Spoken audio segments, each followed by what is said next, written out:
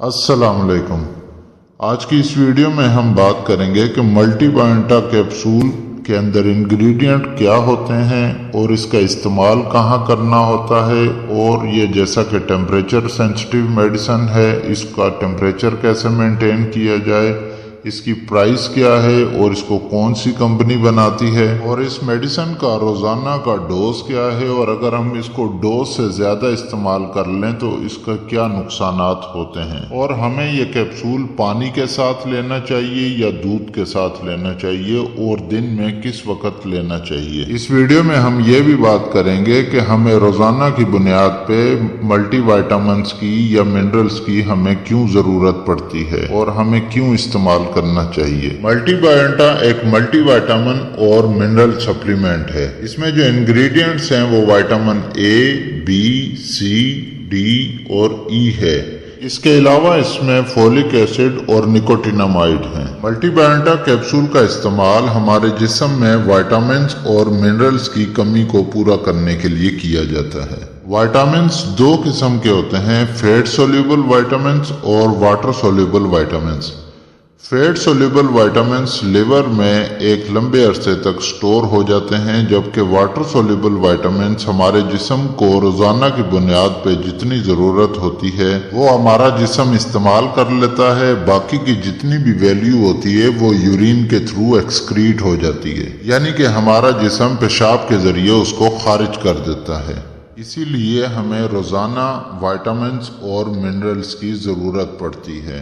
Multi biota capsule का इस्तेमाल हमारे जिस्म में किसी लंबी अरसे की बीमारी के बाद कमज़ोरी हो, ऑपरेशन के बाद जिस्म लागर हो जाए और कमज़ोर हो जाए, डिलीवरी के बाद की कमज़ोरी और प्रेगनेंसी के दौरान विटामिन बी, सी, डी और ई और स्पेशली फोलिक एसिड की कमी को पूरा करता है। अब हम बात करते हैं मल्टी बायोटा कैप्सूल के डोजेज के बारे में कि रोज़ाना इसको कितना इस्तेमाल करना चाहिए। मल्टी बायोटा कैप्सूल रोज़ाना एक बार एक कैप्सूल इस्तेमाल किया जाता है। इस कैप्सूल को सुबह नाश्ते के फौरन बाद ले लें। नाश्ते के बाद ये कैप्सूल लेने से इसके अंदर जो इंग्रेडिएंट्स होते हैं उनकी एब्जॉर्प्शन अच्छी हो जाती है। इस कैप्सूल को पानी के साथ लेना चाहिए, दूध के साथ बिल्कुल भी ना लें। दूध के साथ लेने से एक तो स्टमक में हेवीनेस होगी और दूसरा एब्जॉर्ब नहीं होगा, क्योंकि दूध में कैल्शियम होता है और कैल्शियम जब आयरन के साथ इकट्ठा लेंगे तो कैल्शियम आयरन को एब्जॉर्ब नहीं होने देता। इसीलिए इस कैप्सूल को पानी के साथ इस्तेमाल करें और कोशिश करें कि इसको निगल के पानी पी लें। इस कैप्सूल को चबाना नहीं है या क्रश करके इस्तेमाल नहीं करना।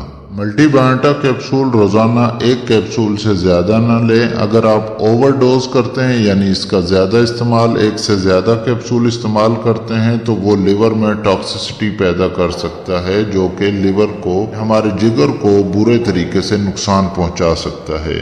मल्टी बायोटा कैप्सूल का टेम्परेचर मेंटेन करना लाजमी है। मल्टी बायोटा कैप्सूल का जो टेम्परेचर होता है वो 8 से 15 सेंटीग्रेड तक होता है, तो इस मेडिसिन को 8 से 15 सेंटीग्रेड के दरमियान ही रखें।